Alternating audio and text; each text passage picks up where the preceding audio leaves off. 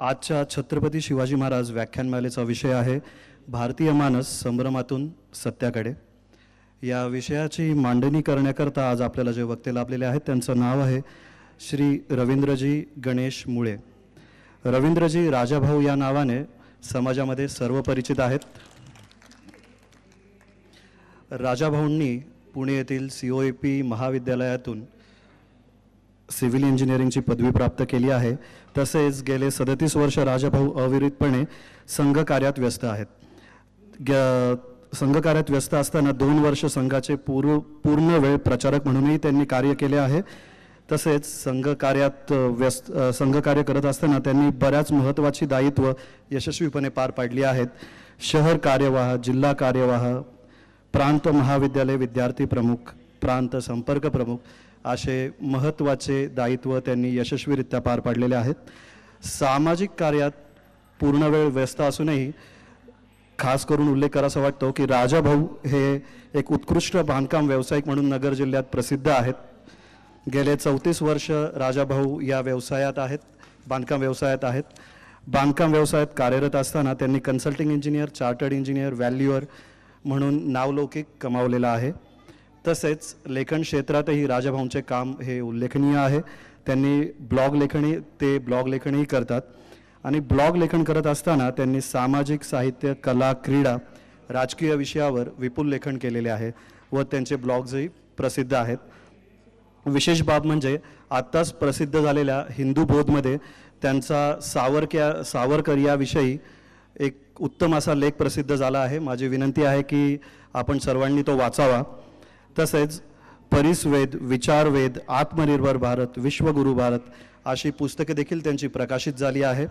त्यातील आत्मनिर्भर भारत, विश्वगुरु भारत या पुस्तकाचे हिंदी व इंग्रजी अनुवादही प्रकाशित झाले आहेत। नगर येथील अनेक सामाजिक संस्था उभारण्यात त्यांचा विशेष मोलाचा वाटा आहे।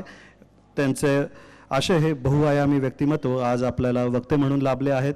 तर मी मंडळाचे अध्यक्ष श्री विश्वनाथनजी नायर यांना विनंती करतो की त्यांनी राजाभाऊंचा सन्मान करावा। मंचावरील सर्व प्रमुख अतिथींना विनंती करतो की त्यांनी मंचासमोर स्थानापन्न व्हायचं आहे व राजाभाऊंना विनंती करतो की त्यांनी आजचा जो आपला व्याख्यानाचा विषय आहे भारतीय मानस संभ्रमातून सत्याकडे या विषयाची मांडणी करण्यासाठी पुढे यायचं आहे। धन्यवाद। आजच्या स्वातंत्र्यवीर सावरकर मंडळ आयोजित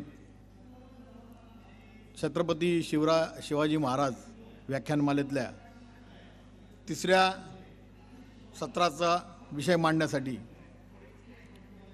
सावरकर मंडळाने मला आमंत्रित केल्याबद्दल सर्वप्रथम मी त्यांचा अत्यंत आभारी आहे।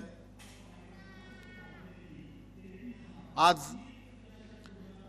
स्वातंत्र्यवीर सावरकर मंडळाचे सर्व उत्साही कार्यकर्ते, कार्यकारी मंडळ अध्यक्ष, या निमित्ताने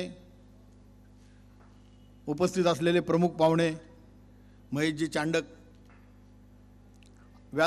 श्रोत्यांमध्ये असलेले अनेक माझे मित्र आणि माझे मार्गदर्शक आणि बंधूंनो आणि भगिनींनो,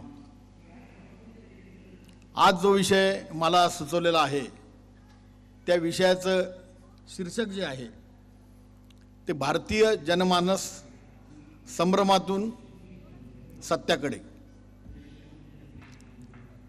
संभ्रम ही एक मानसिक स्थिती असते आणि संभ्रम जेव्हा निर्माण होतो, जेव्हा तो व्यक्तिगत जीवनात निर्माण होतो, तेव्हा तो संभ्रम बऱ्याच वेळा माणसाला दिशाहीन बनवतो किंवा निष्क्रियतेकडे नेतो। ती संभ्रम अवस्था जेव्हा समाजात निर्माण होते तेव्हा समाजाला आत्मविस्मृतीचा रोग लागतो आणि आत्मविस्मृतीचं पर्यावसन हे आत्मविनाशाकडे जातं। आणि म्हणून समाजामध्ये जेव्हा जेव्हा अशा प्रकारचा संभ्रम अवस्था निर्माण होते, आत्मविस्मृतीची सुरुवात होते आणि आत्मनाशाकडे वाटचाल होते, तेव्हा आपल्या इतिहासामध्ये जर का आपण मागे वळून बघितलं तर त्या वेळेस वेगवेगळ्या लोकांनी समाजाचं प्रबोधन करून या संभ्रमावस्थेतून समाजाला बाहेर काढण्याचा प्रयत्न केलेला आपल्याला दिसतो. मग कधीतरी ती संभ्रमावस्था बाहेर काढण्यासाठी ऋषीमुनींनी प्रयत्न केले, कधी संत महंतांनी प्रयत्न केले, कधी लेखक, साहित्यिक, कवी अशा मंडळींनी प्रयत्न केले आणि अशा प्रकारे प्रयत्न करून समाजाला वेळोवेळी संभ्रमावस्थेतनं बाहेर काढण्याचा प्रयत्न केला. ही संभ्रमावस्था नेमकी काय असते आणि कशी असते हे जेव्हा आपण विचार करायला लागतो तेव्हा मला एक गमतीदार गोष्ट आठवते. आपल्या सगळ्यांना ती गोष्ट माहिती आहे, कदाचित ती पंचतंत्रातली असावी. वडील आणि मुलगा बाजारामध्ये चाललेले असतात आणि त्यांच्याबरोबर एक गाढव असतं.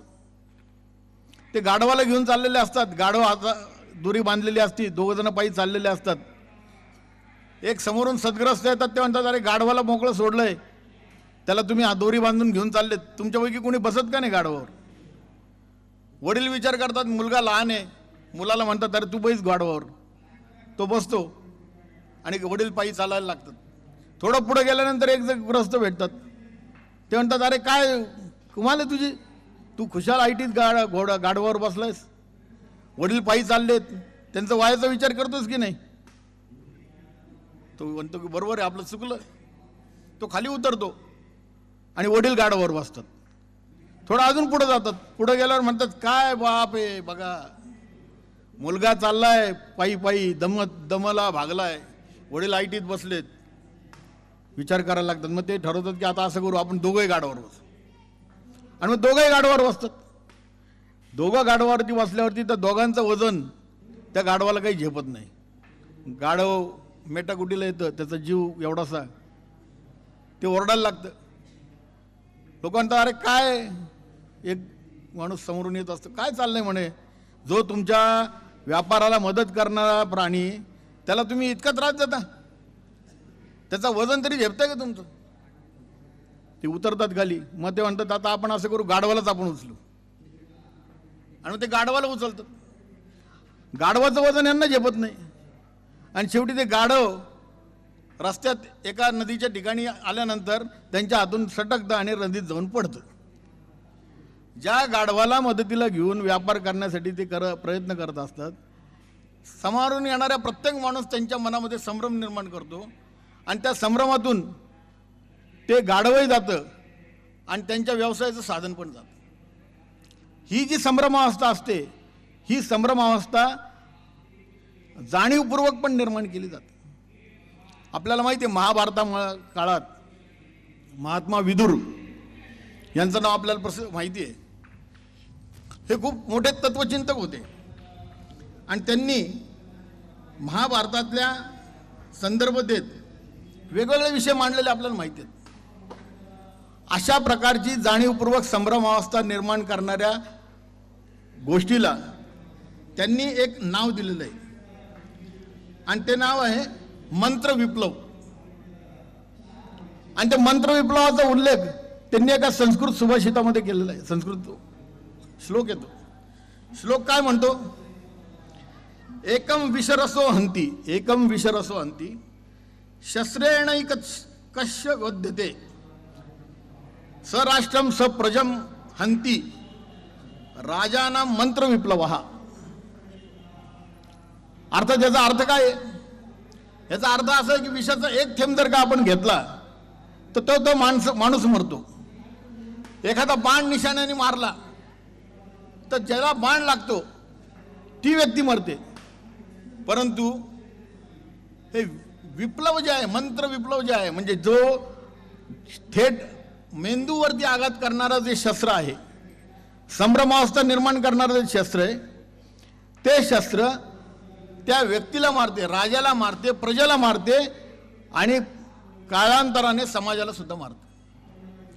अशा मंत्र विप्लवाचा प्रयोग आमच्या देशामध्ये आमच्यावरती वर्षानुवर्ष केल्यामुळे आमच्या मनामध्ये अनेक संभ्रम निर्माण झाले आणि या संभ्रमांचा परिणाम असा होता की आम्ही आत्मविस्मृत झालो. आता असे जे संभ्रम निर्माण झाले, या संभ्रमांची जर का एकूण यादी बघितली तर खूप आहे. त्यामुळे आपल्याला काही संभ्रमांचा विचार फक्त आपल्याला इथे करता येईल त्याचा थोडक्यात विचार आपण करणार आहोत. या भारतीय जनमानसावरती हा जो मंत्र विप्लव प्रयोग झाला, ज्याचं विदुरांनी मी मगाशी म्हटलं तसं उदाहरण दिलं, त्यातला सर्वात मोठा एक संभ्रम आमच्यामध्ये निर्माण केला गेला की भारत हे एक राष्ट्र कधीच नव्हते. मग भारत हे एक राष्ट्र कधी झालं?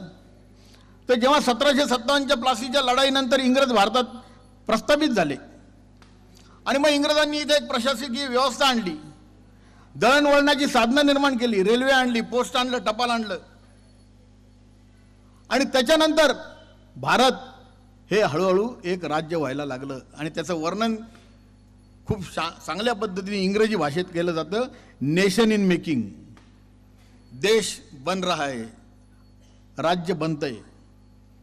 आणि हा संभ्रम किती टोकाचा संभ्रम निर्माण झाला तर देशाच्या स्वातंत्र्यानंतर सुद्धा या देशामधले विचारवंत हेच म्हणत राहिले की नेशन इज इन मेकिंग. आता पाश्चात्य संकल्पनेमधलं नेशन आणि आमचं राष्ट्र ही संकल्पना या मूलभूतच फरक आहे. आणि त्यामुळे हा संभ्रम आम्हाला कधी नीट समजला नाही आणि तो मंत्र विप्लवाचा परिणाम आमच्यावरती होत राहिला. आता वास्तविकतेकडे जर का आपण गेलो तर आपल्याला असं लक्षात येईल की भारत किंवा राष्ट्र किंवा देश, राष्ट्रीयत्व या संकल्पना थेट आमच्या रामायण वैदिक काळापासून आहेत, त्या आजच्या नाही आहेत. जेव्हा लोकांना समूहामध्ये एकत्र कसं राहायचं हे सुद्धा माहीत नव्हतं, कुठले नीतिनियम पाळायचे, कशा पद्धतीने वागायचं हे सुद्धा जगामध्ये लोकांना माहीत नव्हतं, तेव्हा आमच्या इथं एक शास्त्रशुद्ध समाज जीवन पद्धती विकसित झालेली होती. आणि त्यामुळे आमच्याकडं राष्ट्र ही संकल्पना खूप स्पष्ट होती. आपल्याला एक सहजपणे रोजच्या आपल्या कर्मकांडामध्ये आपण एक मंत्र म्हणतो. तो मंत्र काय आहे? साम्राज्यम भोज्यम स्वराज्यम वैराज्यम पारमेष्टम असं आपण म्हणतो सगळं. याचं शेवट काय? पृथ्वीराजी एक राष्ट्र. हे राट जे शब्द आहे तो राट म्हणजे राष्ट्र. याच्यामध्ये विविध प्रकारच्या राष्ट्रांचा व्याख्या केलेल्या आहे. हे आपण कधी समजूनच घेतलं नाही किंवा आम्हाला समजून घेण्याचा कधी कुणी सांगितलं पण नाही. हे रोज आरतीत म्हणणारे आम्ही सगळेजण, आम्हालाही असं वाटायला लागलं की हां खरंच बरं का, भारत म्हणजे 1947 साली जो देश निर्माण झाला ना तो म्हणजे भारत. इथं ही संकल्पना मांडलेली आहे. साम्राज्य म्हणजे काय? साम्राज्यम अनेक राज्यांचं संलग्न असणारं राज्य. भोज्यम म्हणजे ज्या राज्यामध्ये कुणीही उपाशी राहत नाही, सर्वांना भोजन मिळतं, ते भोज्यम. वैराज्यम म्हणजे राजा विहित चालणारं राज्य.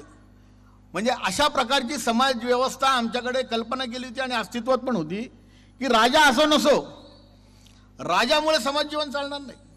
तर समाजामधल्या अंगभूत गुणांच्या आधारावरती समाजामध्ये अशा प्रकारचं अनुशासन आणि अशा प्रकारचे नीतिनियम असतील की जेणेकरून ते राज्य वैराज्यम असेल. स्वराज्यम म्हणजे सुखसमृद्धी असलेलं राज्य. आणि महाराज्यम म्हणजे अशा प्रकारच्या सगळ्या राज्यांचं विस्तृत संघराज्य जे ते महाराज्य. त्याच्यामध्ये एक शब्दप्रयोग आहे अधिपत्यम, म्हणजे काही राज्यांमध्ये एक छत्री राजा, तानाशाही किंवा एक छत्री राजा असलेलं राज्य असेल तर त्याचा सुद्धा व्याख्या या श्लोकामध्ये आपल्याला आढळते. आता ही कुठला श्लोक आहे हा? तर हा वेदकालीन श्लोक आहे. म्हणजे आपल्याला लक्षात येतं की वेदकालीन काळापासून आपल्याला राष्ट्र, राज्य, संघराज्य या सगळ्या संकल्पना आपल्या देशामध्ये स्पष्ट होत्या. पुढच्या काळात येतो रामायण काळात. आपण रामायण काळामध्ये सुद्धा आपल्याला रामायणामध्ये वारंवार अनेक ठिकाणी राष्ट्र ही संकल्पना आढळते, त्याचे उल्लेख आढळतो. प्रभू रामचंद्रांच्या वनवासाला निघण्याचा प्रसंग आपल्याला माहिती आहे. आणि प्रभू रामचंद्रांना वनवासात जात असताना वसिष्ठ ऋषी तिथं आशीर्वाद द्यायला आलेले आहेत. ते खरं तर त्याच्या राज्याभिषेकासाठी आलेले असतात, परंतु हा दुःखद प्रसंग ते बघतात आणि ते मग कैकेयीला सांगतात. काय सांगतात कैकेयीला? नाही तद भविताम राष्ट्रम, नाही तद भविताम राष्ट्रम मंत्र रामो न भूपती, तद वनम भविता राष्ट्रम, तद वनम भविता राष्ट्रम यत्र रामो निवसती. याचा अर्थ असा सांगतात वशिष्ठ, आपल्या दृष्टीने असा अर्थ आहे की ते कैकेयीला समजवतात की जरी अयोध्या रामाने सोडलेली असली तरी राष्ट्राची राजधानी किंवा राष्ट्र तिथं उभं राहील जिथं प्रभू रामचंद्र असतील. मग प्रभू रामचंद्र जर वनवासात असतील तर ते राष्ट्र वनामध्ये उभं राहील. आता हा जो शब्दप्रयोग राष्ट्र हा त्या रामायणामध्ये आपल्याला वाचायला मिळतो, वशिष्ठ ऋषींच्या तोंडी मिळतो. याचा अर्थ राष्ट्र ही संकल्पना आमची किती जुनी होती बघा. पुढे महाभारताचा काळ आहे. महाभारताच्या काळामध्ये आपल्याला माहिती आहे की भारत हा जो काही नाव पडलं साधारण 5,000-6,000 वर्षापूर्वीचा काळ आपण समजूयात. हा कशावरनं पडलंय? तर दुष्यंत आणि शकुंतला यांच्या पोटी जन्माला आलेला भरत हा जो पुत्र होता, या भरत पुत्राच्या वरून आपल्याला भारत आणि भारतीय हे नाव पडलेलं दिसतं. आणि मग तसा श्लोक पण महाभारतामध्ये आपल्याला दिसतो. काय श्लोक दिसतो? शकुंतलायाम दुष्यंताद भरतश्यपी जज्ञिवान यस्य लोकेषु नाग्नेदम प्रचितम भारतम कुलम. म्हणजे काय? तर शकुंतला आणि दुष्यंताच्या पोटी जन्माला आलेला भरत जो आहे त्या भरताच्या वरनं या देशाला भारत हे नाव पडलेलं आहे. आणि भारत हे जे नाव पडलेलं आहे त्या भारत देशामध्ये राहणारे सगळे भारतीय आहेत. तरी सुद्धा आम्ही असं म्हणतो की 1947 साली या देशाला भारत नाव मिळालं, इंडिया नाव मिळालं. हा संभ्रम, हा विप्लव मंत्र आम्हाला घातक ठरलेला आहे. अजून संदर्भ घेऊयात आपण. महाकवी कालिदास आपल्याला सगळ्यांना माहिती आहे. या महाकवी कालिदासांनी रघुवंश नावाचं एक महाकाव्य लिहिलेलं आहे. हे रघुवंश महाकाव्य जे आहे ते प्रभू रामचंद्रांचे पूर्वज रघुराजावरती आधारित आहे. आणि रघुराजांच्या जीवनातली एक गोष्ट आहे की ज्यांनी भारताची पूर्ण प्रदक्षिणा केली. आता प्रदक्षिणा आणि परिक्रमा हे शब्दप्रयोग सुद्धा आपल्याला नीट समजून घेतले पाहिजे. जेव्हा परिक्रमा ही उजव्या बाजूने सुरू होते तेव्हा ती प्रदक्षिणा असते. आपण बघतो की आपण जेव्हा देवाला जातो मंदिरात किंवा कुठे, तर आपण प्रदक्षिणा जेव्हा करतो तेव्हा उजव्या बाजूने वळतो. रघुराजाने असं ठरवलं की संपूर्ण भारताची प्रदक्षिणा करायची. आणि तो रघुवंशामध्ये महाकवी कालिदासांनी वर्णन केलेला जर का आपण वर्णन मुळातून वाचलं तर कुणीही असं म्हणणार नाही की भारत हे एक राष्ट्र नव्हतं. कशावरनं? तर त्यांनी वर्णन केलंय की रघुराजा अयोध्येहून निघाले आणि अयोध्येहून निघाल्यावर सुरुवातीला उजव्या बाजूला वळाले आणि बंगालमध्ये पोहोचले. गंगेच्या किनाऱ्याने गेले आणि बंगालमध्ये पोहोचले. बंगालमधून ते उत्कल प्रांतात पोहोचले. उत्कल प्रांतातून ते कलिंगाला गेले. कलिंगातून ते मलयगिरीला गेले. मलयगिरीतून केरळमध्ये गेले. केरळमधून सह्याद्रीला आले. आणि असा टप्पा करत करत करत ते गुजरातमध्ये गेले आणि गुजरातमधनं पुन्हा उत्तर भागामध्ये जाऊन वळसा घालून अयोध्येला परतले. हा रघुवंशामधला रघुराजांचा प्रदक्षिणेचा जो मार्ग आहे हा मार्ग स्वतःच सेल्फ एक्सप्लेनेटरी असा आहे की या देशामध्ये एक परिपूर्ण राष्ट्र हे विकसित होतं. अन्यथा दुसऱ्या राज्यात दुसऱ्या राष्ट्रात जाण्यासाठी त्यांना व्हिसा पासपोर्ट काहीतरी लागला असतं. त्यावेळेची काहीतरी वेगळी भाषा असेल, पण काही आवश्यकताच नव्हती ना. कारण हे राष्ट्र एक असल्यामुळे रघुराजांनी त्यावेळेस, म्हणजे हा परत आपण आत्ता जरी महाकवी कालिदासांचा काळ हा महाभारतानंतरचा आहे, त्यांनी महाभारतामध्ये रघुराजाचं वर्णन केलेलं असलं तरी तो काळ रामायणातला आहे. त्यामुळे आपल्याला हे लक्षात घ्यावं लागेल की रामायणातल्या संदर्भ घ्या, महाभारतातले संदर्भ घ्या, महाकवी कालिदासांचे संदर्भ घ्या. याचबरोबर पुढं एक नाटककार होऊन गेले. त्या नाटककारांचं नाव आहे भास. म्हणजे आपल्याला शेक्सपियर लगेच कळतात, बरोबर आहे की नाही? वाचन पुस्तक दिन जो साजरा करतो आपण, तो काय करतो, कधी करतो? तर शेक्सपियरच्या स्मृतिप्रित्यर्थ आपण करतो. परंतु आमच्याकडचे कालिदास, आमच्याकडचे भास हे आम्हाला माहितीच नाही. भास तर आम्हाला भासासारखे वाटतात. कोण बा भास? ह्या भासांचं साहित्य हे अनेक वर्ष दडपलेलं होतं आणि ते तामिळनाडूमध्ये एका जणाच्या इथे सापडलं आणि त्यांनी ते सगळं शोधून काढलं.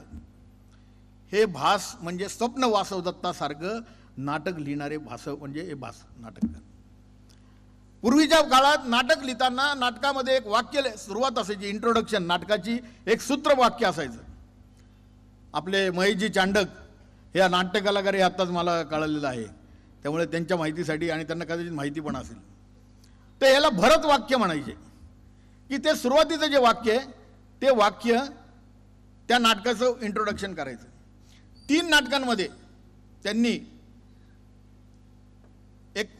एकच भरत वाक्य वापरलेलं आहे जे इंट्रोडक्शन करणार आहे. इमाम सागर पर्यंत हिमवद विवध्य कुंडलाम महिमे कात पंत्रांगा राजसिंह प्रशास्तुन. एका अर्थाने हे तिन्ही नाटकं त्यांनी त्यावेळेचा जो राजा होता, राजसिंह नावाचा राजा होता, त्या राजसिंहाला समर्पित केलेलं नाटक आहेत भासानी.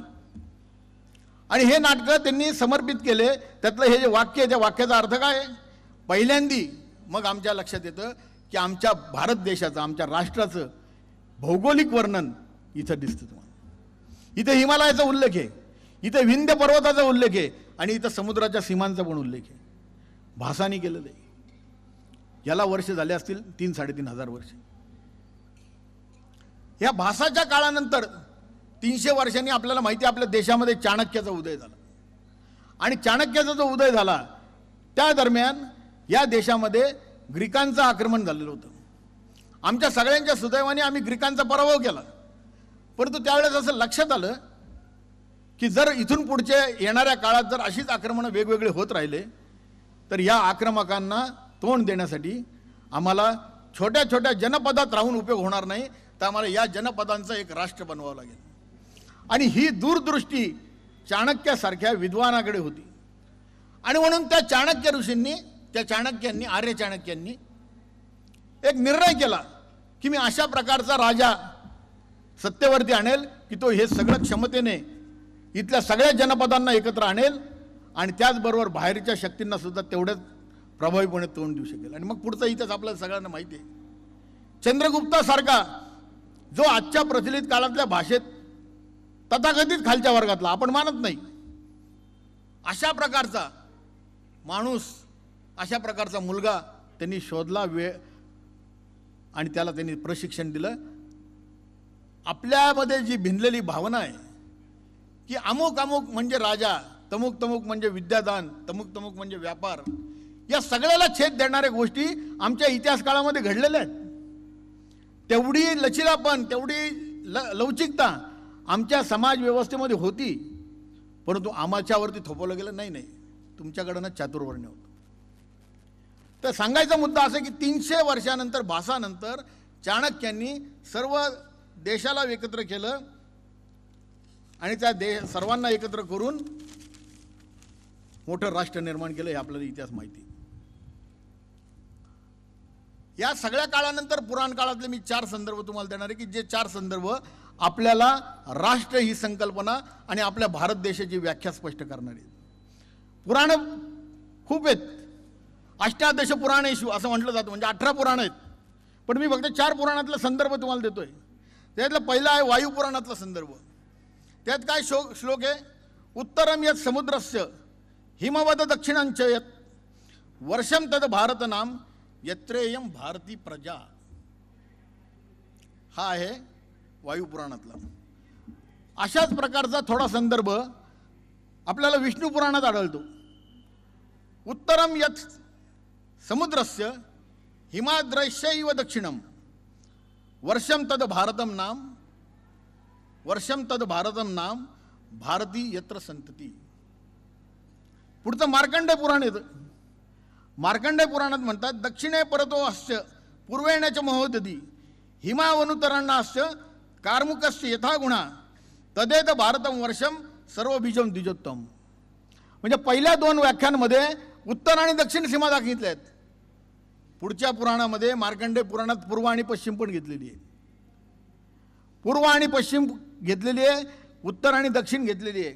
आणि ब्रह्मवेत्त पुराणात हिमालयादा समुद्रम पुण्यक्षेत्रम च भारतम श्रेष्ठम स्थलानांच मुनीनांच तपस्थलम. म्हणजे अशा प्रकारच्या या पवित्र भूमीमध्ये ऋषी मुनी यांच्या दृष्टीने हे तपस्येचं ठिकाण आहे, अशा प्रकारचं वर्णन. मग मला सांगा की जर इतके सगळे संदर्भ आम्हाला कळतात, तर या सगळ्या संदर्भामधून आम्हाला हे का लक्षात येऊ नये की भारत हे एक राष्ट्र होतं. कारण मुळात राष्ट्राची जी संकल्पना आहे त्या संकल्पनेबद्दलच गोंधळ आहे. पाश्चात्य देशांमध्ये जी राष्ट्र निर्माण झाले, ते राष्ट्र कसे निर्माण झाले, तर त्यांनी गट तयार केले. बा यांना काय येतं, यांना फ्रेंच येतं, यांनी फ्रान्स राष्ट्र करावं. यांना काय येतं, यांना रशियन भाषा येते, यांनी रशिया राष्ट्र करावं. यांना जर्मन भाषा येते, यांनी जर्मन राष्ट्र करावं. यांना इंग्लिश भाषा येते, यांनी इंग्लंड राज्य करावं. भाषेच्या आधारावरती, भाषा हाच एक माध्यम धरून या सर्व मंडळींनी राज्य निर्माण केले, राष्ट्र निर्माण केले. त्यामुळे त्यांच्या राष्ट्र ही संकल्पना आणि त्यांची राष्ट्रीयतेची संकल्पना याच्यामध्ये एक फार मोठी पोकळी किंवा पोकळ भाग होता. त्याच पद्धतीची तुलना करून त्यांनी असा इथं विचार केला की अरे या देशामध्ये आपण जर का गेलो तर असं लक्षात येतं की दर 25-30 किलोमीटर, 40 किलोमीटर, 100 किलोमीटरवरती इथं भाषा बदलते. अजून एक 200 किलोमीटर गेलं तर इथले लोकांचे कपडे घालण्याची पद्धत बदलते. अजून 100 किलोमीटर गेलं तर इथली लोकांची जेवणाची पद्धत बदलते. अशा प्रकारच्या वेगवेगळ्या पद्धतीने राहणारे हे लोक एक राष्ट्र असेच करू शकतात, कारण त्यांच्या डोळ्यासमोर ती राष्ट्र होती. आणि आमच्या डोळ्यासमोर काय होतं, आमच्यामध्ये हीच गोष्ट होती की या सगळ्या विविधतेच्या पोटात आमची एक एकात्मता थांबलेली. आणि मग ती एकात्मता आम्हाला आज नाही दिसत, वर्षानुवर्ष दिसते, वर्षानुवर्ष दिसते. जेव्हा आम्ही भगवान शंकर याचं विराजमान होण्याचं ठिकाण कैलास मानतो, जे उत्तरेकडे आहे, पण त्याच वेळेस आमच्या असं लक्षात येतं की आमच्या 12 ज्योतिर्लिंगांपैकी प्रभू रामचंद्रांनी स्थापन केलेलं ज्योतिर्लिंग रामेश्वर हे दक्षिणेकडे आहे. आम्ही जेव्हा पश्चिमेच्या किनारपट्टीवर द्वारकेला जातो तेव्हा आम्हाला द्वारकाधीश भगवान श्रीकृष्ण भेटतात. आणि आम्ही जेव्हा पूर्वेकडे जातो पुरीला, तेव्हा पुरीला आम्हाला जगन्नाथाच्या रूपात भगवान श्रीकृष्ण भेटतात. ही आमची सांस्कृतिक सरोवर आहे, ही आमची सांस्कृतिक धरोहर आहे. या सांस्कृतिक धरोहराच्या आधारावर निर्माण झालेलं जो समाज होता त्या समाजाचं नाव आणि त्या समाजाची वर्णन म्हणून हे राष्ट्र. त्यामुळे राष्ट्र ही संकल्पना समजून घेण्याची गरज आहे. यासाठी अजून एक उदाहरण आपल्याला लक्षात घेता येईल.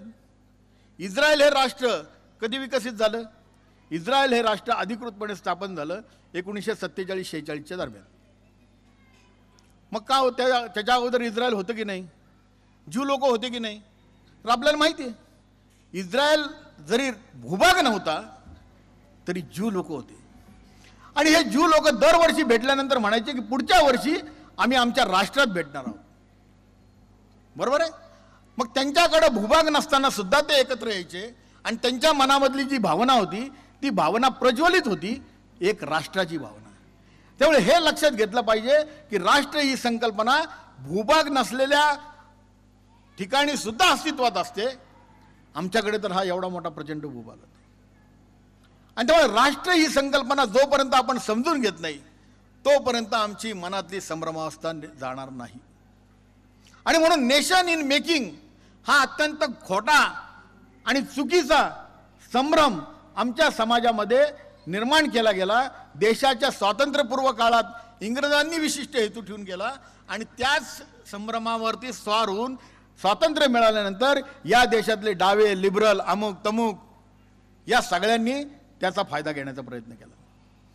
आज जे देशामध्ये ठिकठिकाणी आपल्याला विघटनवादी शक्ती दिसतात, याचं मूळ कारण या देशाची राष्ट्र संकल्पना इंग्रजांनी ज्याप्रमाणे संभ्रमावस्थेत ठेवली होती ती संभ्रमावस्था सत्याकडे नेण्यामध्ये आम्ही कमी पडलो म्हणून आहे.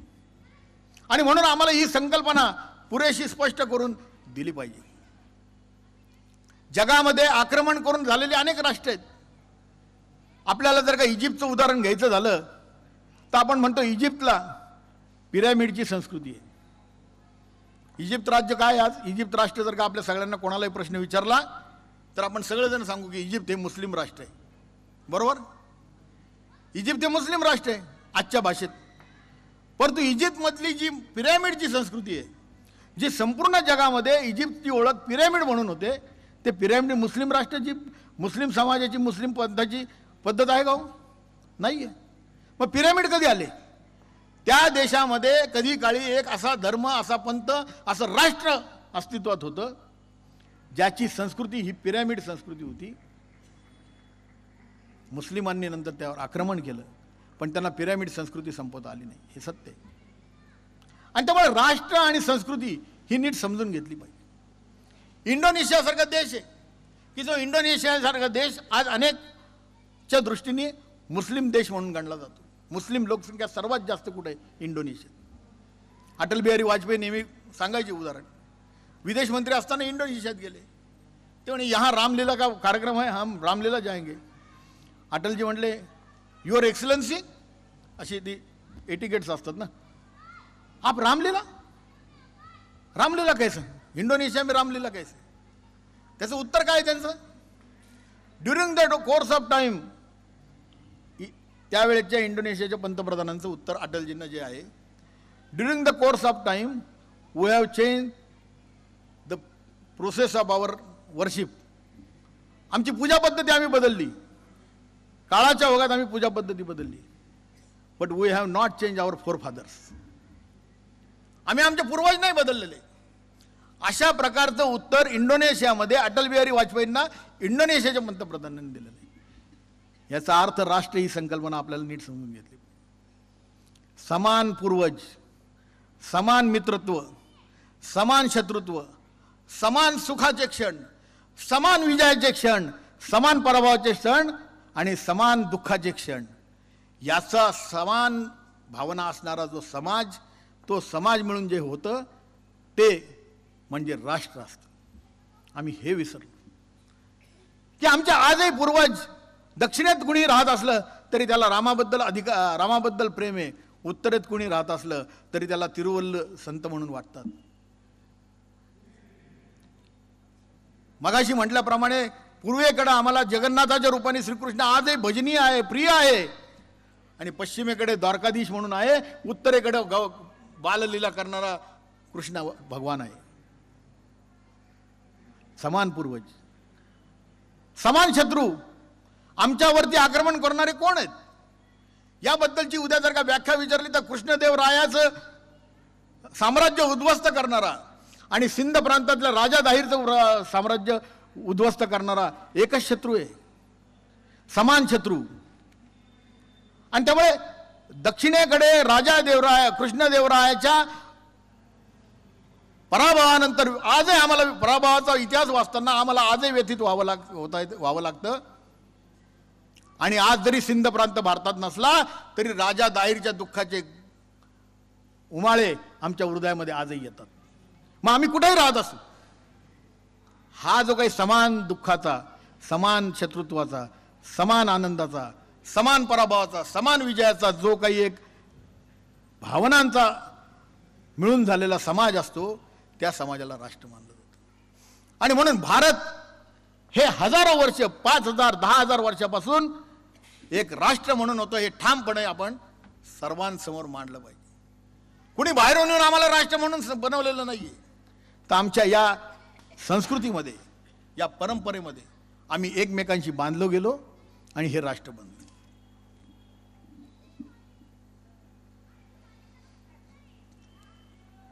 दुसरा संभ्रम इतिहासाच्या संदर्भातला.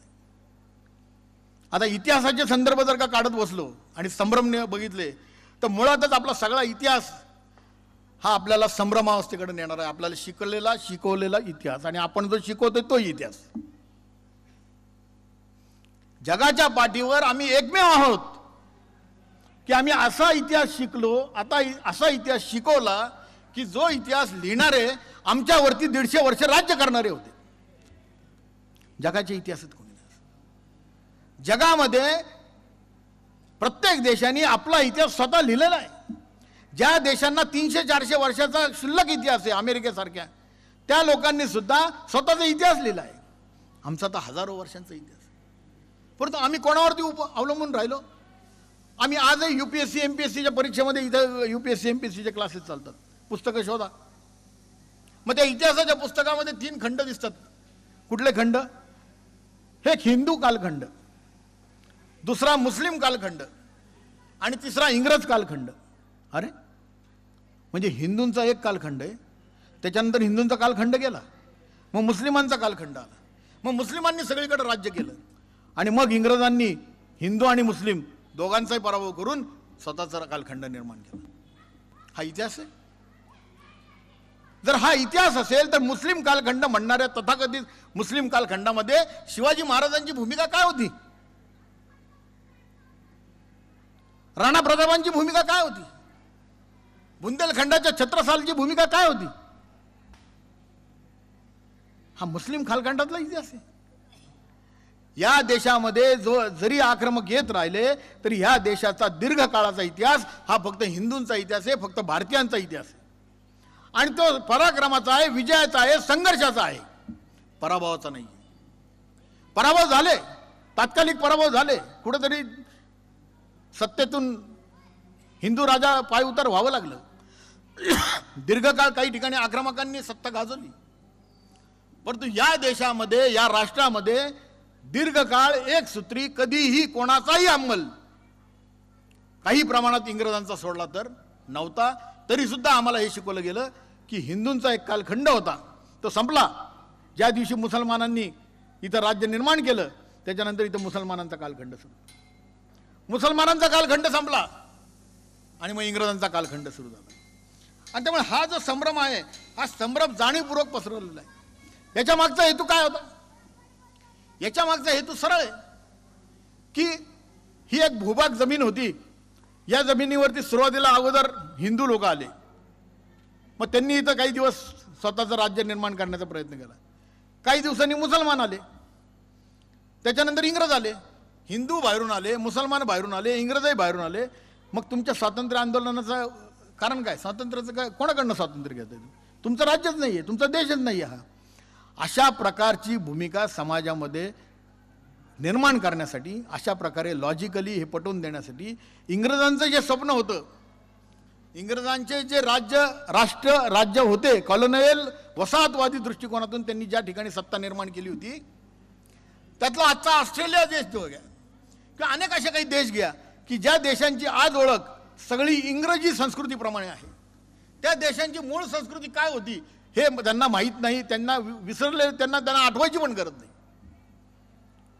त्यांचं स्वप्न असं होतं की ह्या देशामध्ये दीर्घकाळ केल्यानं सत्ता गाजवल्यावर हळूहळू ह्या देशामध्ये लोक आपली संस्कृती विसरून जातील आणि इंग्रजांचं एक छत्री राज्य चालेल. आणि मग जसा ऑस्ट्रेलिया तसा हा नवीन वसाहतवादातला भारत देश, त्यांचा गुलाम हा दीर्घकाळ कायमचा. त्यांच्या नशिबात ते नव्हतं, कारण आपली संस्कृतीची धरोहर ही खूप मोठी आहे. पण या पद्धतीने राज्य आणि सत्ता वर्चस्व निर्माण करण्यासाठी जे काही इंग्रजांनी इतिहासाची मोडतोड केली, त्यातून जे संभ्रम निर्माण केले ते संभ्रम असे विदारक होते. या इतिहासाचा मागोवा घेताना आपण सगळे महाराष्ट्रात बसलेलो आहोत, स्वातंत्र्यवीर सावरकर मंडळात बसलेलो आहोत आणि छत्रपती शिवाजी महाराजांची व्याख्यानमाला आपण चालवत आहोत, त्यांच्या नावाने चालवत आहोत म्हणून उल्लेख केल्याशिवाय राहत नाही. या इतिहासाने आमच्या छत्रपती शिवाजी महाराजांच्या इतिहासाला सुद्धा वेगळं वळण देण्याचा प्रयत्न केला, वेगळे संभ्रम निर्माण करण्याचा प्रयत्न केला. आजही चालू आहे, आजही करतात.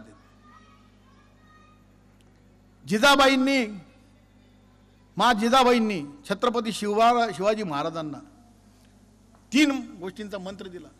अरे शिवबा, आज तुझी आया बहिणी असुरक्षित आहेत. आज ज्या रामायण आणि महाभारताच्या गोष्टी मी तुला सांगते ना, त्या रामायणाच्या आणि महाभारताच्या गोष्टी सांगणाऱ्या मंदिर व्यवस्था ही धोक्यात आलेली आहे. आणि ज्या गाईला मी तुला गोमाता म्हणून संबोधायला सांगते ना, ती गोमाता पण सुरक्षित नाही. आणि म्हणून शिवबा, तुला हे हिंदवी स्वराज्याचं शिवधनुष्य उचलायचं आहे आणि हे शिवधनुष्य उचलण्यासाठी तुला कटिबद्ध व्हायचं. या मंत्राची ज्योत छत्रपती शिवाजी महाराजांच्या हृदयामध्ये जिजाबाईंनी पेटवल्यानंतर जेव्हा शिवाजी महाराज बाल्यावस्थेमध्ये शहाजीराजांबरोबर विजापूरला जातात, तेव्हा रस्त्यामध्ये एक कसाई एका गाईला कापत असतो. तेव्हा शिवाजी महाराज बाल शिवाजी आपल्या म्यानातनं खडक काढतो आणि त्या कसाईचे दोन्ही हात तोडून टाकतो. हा इतिहास आहे, हे सत्य आहे. पण हे सत्य लपवण्याचा प्रयत्न इतिहासाची मोडतोड करणार आहे. धर्मनिरपेक्षतेच्या चौकटीमध्ये छत्रपती शिवाजी महाराजांना आणून ठेवण्याचा प्रयत्न गेले अनेक वर्ष चालू आहे. छत्रपती शिवाजी महाराजांची हिंदवी स्वराज्याची संकल्पना, याच्यातला हिंदवी शब्द जो आहे तो हिंदवी शब्द टाकण्याचा प्रयत्न चालू. मध्यंतरी बघितलं आपण, संभाजीराजे धर्मवीर नाही. ही जी इतिहासाची मोडतोड आहे, ही इतिहासाची मोडतोड करणारे इंग्रजांचे वारसदार आजही तुमच्या आमच्यामध्ये स्वार्थामुळे आहेत आणि ते आजही संभ्रमावस्था निर्माण करतात. आणि त्या संभ्रमावस्थेतून सत्याकडे जाण्यासाठी आपल्याला प्रयत्न करावे लागणार आहेत.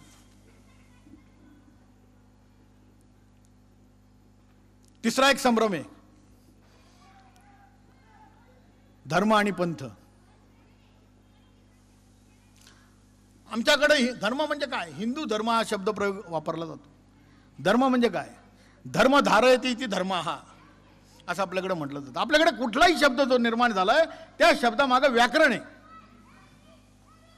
राष्ट्र हा शब्द सुद्धा व्याकरण आहे. रा म्हणजे काय, श म्हणजे काय, ट म्हणजे काय, रफार म्हणजे काय, या प्रत्येक गोष्टीला अर्थ आहे. भारत या शब्दाला सुद्धा भारत म्हणजे काय, भा म्हणजे काय, रत म्हणजे काय, याला सुद्धा अर्थ आहे. तसा धर्म या शब्दाला पण अर्थ आहे.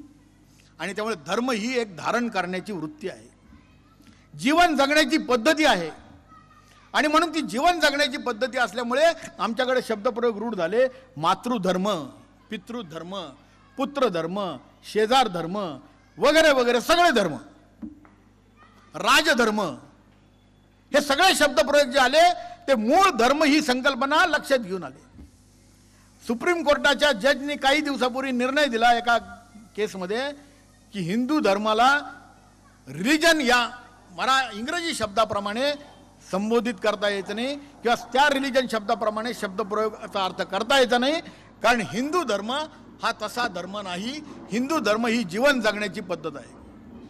आणि आपल्या माहितीसाठी तो निर्णय देणारे जे होते ते तथाकथित हिंदू समाजाचा हिंदू पद्धतीने पूजा पद्धती करणारे नव्हते. त्यांनी हे सांगितलंय, त्यांनी सांगितलं की हिंदू धर्म ही धर्म जीवन जगण्याची पद्धत आहे. पण आमच्याकडे काय गेलं हिंदू, मुस्लिम, शीख, ईसाई हा खूप काव्यवादपणा आहे. मुळात मुस्लिम आणि ईसाई आमची लढाई कशी झाली तर आमचा धर्म हा सर्व एकम सत विप्रा बहुधा वदंती, the same truth is told by many wise people, अशा प्रकारची धारणा असणारा आमचा धर्म, अशा प्रकारची आमची पद्धती. वसुदैव कुटुंबकम असा व्यापक विचार करणारे आम्ही, सर्वे भवन्तु सुखिना असा कल्याणाचा विश्व कल्याणाचा मार्ग सांगणारे आम्ही. आणि आमचं लढत कोणाशी तर एक पुस्तक, एक देव मान्य करा नाही तर मृत्यूला तयार राहा, अशा प्रकारच्या लोकांशी, ज्याला सेमेटिक किंवा एकेश्वरवादी म्हणतात, अशा प्रकारच्या पंथांशी झाली. मी तुम्हाला सांगतोय, ज्या कोणाला आपल्याला मुस्लिम किंवा ख्रिश्चन हे धर्म वाटतात ते धर्म नाहीत, ते पंथ आहेत. हे आपण कधीतरी नीट समजून घेण्याची गरज आहे. आपल्या रोजच्या दैनंदिन जीवनामध्ये शब्दप्रयोग वापरताना सुद्धा आपण ही काळजी घेतली पाहिजे. आणि तरी पण त्यांना हिंदू धर्माच्या रांगेमध्ये आणून बसवलं गेलं. का बसवलं गेलं? याच्या मागे स्वार्थ होता. विप्लव मंत्र हा जो शब्दप्रयोग, महाराजा विदुर हा फार विद्वान होते, महात्मा विदुर, हा जो विप्लव मंत्राचा प्रयोग आहे हा प्रत्येक गोष्टीमध्ये तुम्हाला दिसेल. आणि म्हणून मुस्लिम आणि ख्रिश्चन हे पंथ असताना सुद्धा आमच्या हिंदूंच्या रांगेत उभे केले. आणि त्याच वेळेस अजून एक कटकारस्थान केलं गेलं. जे पंथ या मातृभूमीमध्ये निर्माण झाले, या हिंदू धर्मातले एक चळवळ म्हणून निर्माण झाले, ती एक चळवळ होती. जैन पंथ ही एक चळवळ होती. सम्राट अशोकाला युद्ध जिंकता जिंकता तो शेवटी कलिंगापाशी गेला आणि त्यावेळेचा झालेला नरसंहार पाहून तो अस्वस्थ झाला आणि पुन्हा पाटलीपुत्राला आला आणि त्यांनी बौद्ध धर्माची उपासना सुरू केली. त्याच्यामध्ये त्याचा हेतू काय होता सम्राट अशोकांचा? तर हा नरसंहार बरोबर नाही, पण जन्म कुठे झाला होता? भारतामध्ये झाला होता त्या पंथाचा. आणि शीख समाज तर आपल्या हिंदू धर्माच्या संरक्षणासाठी निर्माण झालेला एक पंथ. त्यामुळे बौद्ध, शीख आणि जैन या पंथांनाही हिंदू धर्माच्या रांगेत आणलं. म्हणजे एकीकडे आमच्या लढाईसाठी हे दोन धर्म नसलेले पंथ आणि जे पंथ हे आमचेच अंग असलेले आहेत त्यांना सुद्धा एक वेगळ्या प्रकारचे भावना पेटवून देण्याचा प्रयत्न. त्यामुळे धर्म आणि पंथ या सगळ्या गोष्टींमध्ये गडबड केली गेली. या सगळ्या गोष्टींमुळे आम्ही सुद्धा भ्रमित व्हायला लागलो. नेमका हिंदू शब्द कुठं वापरायचा की नाही? शीख समाजाबद्दल बोलताना शीख धर्म शब्द वापरायचा का? जैनांनी आपल्याबद्दल काय विचार करायचा? बौद्धांनी आपल्याबद्दल काय विचार करायचा? आपण तर बुद्ध हा एक अवतार मानलेला आहे. त्यामुळे हा संभ्रम सुद्धा आपण या संभ्रमातली सत्यता नीट समजून घेतली पाहिजे की जगामध्ये अशा प्रकारची जीवन पद्धती विकसित होत गेली की ज्या जीवन पद्धतीमध्ये संपूर्ण जगाचं कल्याण होतं. त्या पद्धतीला, जीवन पद्धतीला लोकांनी आदराने हिंदू म्हणून संबोधलं. अशा अनेक परंपरा, अशा अनेक गोष्टी आहेत की ज्या आपल्या जीवन पद्धतीशिवाय दुसरीकडे कुठं आढळत नाही. आणि म्हणून याची तुलना करताना कधी आपण या पंथांशी करण्याची गरज नाही. इंग्रजांची नीती होती फोडा झोडा आणि राज्य करा, बस. मग ज्या ज्या पद्धतीने त्यांना करता आलं त्या त्या पद्धतीने त्यांनी हे करण्याचा प्रयत्न केला. आणखीन एक संभ्रम आहे. ज्या आजच्या काळामध्ये आपण अनुसूचित जाती किंवा जनजाती संबोधतो, त्या अनुसूचित जनजाती किंवा जातीची निर्मिती ही आपल्या संस्कृतीची देणगी आहे अशा प्रकारचं वर्णन केलं जातं. आमच्या देशामध्ये, आमच्या या हिंदू संस्कृतीमध्ये, आमच्या समाजामध्ये कर्माच्या आधारावरती वर्ग निर्माण झाले, पण ते कर्माप्रमाणे होते. आणि कुठलंही कर्म हे कमी दर्जाचं किंवा वरिष्ठ दर्जाचं असं कधीही नव्हतं. त्यामुळे सर्व प्रकारचे कर्म आणि सर्व प्रकारचं कर्म करणारे समाज हा एका स्तरावरती होता. परंतु दुर्दैवाने आम्हाला हे मान्य करावंच लागेल, काही अनिष्ट प्रथा आमच्यामध्ये शिरल्या. पण मित्रांनो, हे लक्षात घ्या की आमच्या हजारो वर्षाच्या इतिहासातल्या काही दशकांमध्ये शिरलेल्या या कुप्रथांनाच, आमच्या उरलेल्या सगळ्या परंपरांना छेद देऊन हीच आमची प्रतिमा रंगवली जाण्याचा प्रयत्न आमचा संभ्रम निर्माण करण्यासाठी केला. सत्य काय सांगतं? सत्य काय सांगतं? आपले दोन ग्रंथांचं उदाहरण, एक रामायण आणि एक महाभारत. रामायणाचे लेखक आहेत महर्षी वाल्मिकी आणि महाभारताचे लेखक आहेत महर्षी व्यास. आजच्या प्रचलित काळामध्ये वाल्मिकी ऋषी कोण होते आणि महर्षी व्यास कोण होते, हे जर का प्रश्न या संदर्भामध्ये कोणाला विचारले तर हे जे मंडळी आपल्यावरती आरोप करतील ते खरं उत्तर देतील का? ज्या तथाकथित जातींना अनुसूचित जाती आणि जनजाती समजलं जातं त्याचे प्रतिनिधित्व करणारे महर्षी होते ते महर्षी वाल्मिकी होते, ते महर्षी व्यास होते, ज्यांनी रामायण आणि महाभारतासारखे अद्भुत ग्रंथ लिहिले. त्या महर्षी व्यासांना आम्ही ज्ञानाचं प्रतीक मानतो. आमच्या कुठल्याही ज्ञानाच्या यज्ञाला जिथं सुरुवात होते त्या व्यासपीठाला व्यासपीठ असा शब्दप्रयोग आम्ही महर्षी व्यासांबद्दल आदरांजली म्हणून वापरतो. हे आम्ही विसरून गेलो आणि आम्हालाही वाटायला लागलं की हो असंच आहे, खरं हेच आहे, अशाच जाती आहेत, अशीच जाती व्यवस्था आहे, हा शूद्र आहे, हा अमुक आहे. अहो असं नव्हतं, असं नाही आहे. रामायण काळापासून बघा, रामायण काळामध्ये प्रभू रामचंद्रांचा प्रवास सुरू होतो आणि पहिल्यांदा त्यांचं स्वागत करायला भेटतो. तो निषाद राजा कोण होता? कोण होता निषाद राजा? किती अभिमानाने त्याचा ऊर भरून निघाला होता आणि तो म्हटला होता की राजे, प्रभूजी तुम्ही आता इथेच राहा, माझा राजमुकुट तुम्ही घाला. नदीच्या किनाऱ्यावरून पलीकडच्या किनाऱ्यावर जाण्यासाठी केवटांनी केलेले त्यांची सेवा कोण होते? केवट. अनेक वर्ष मातृवत्सल भावनेने ज्या शबरी माते या प्रभू रामचंद्रांची वाट बघत होती, शबरी माता कुठल्या समाजाचं प्रतिनिधित्व करत होती? आणि जी शबरी माता ज्या मातंग ऋषींच्या आश्रमात राहत होती, ते मातंग ऋषी कोण होते? का विसरून गेलो आम्ही?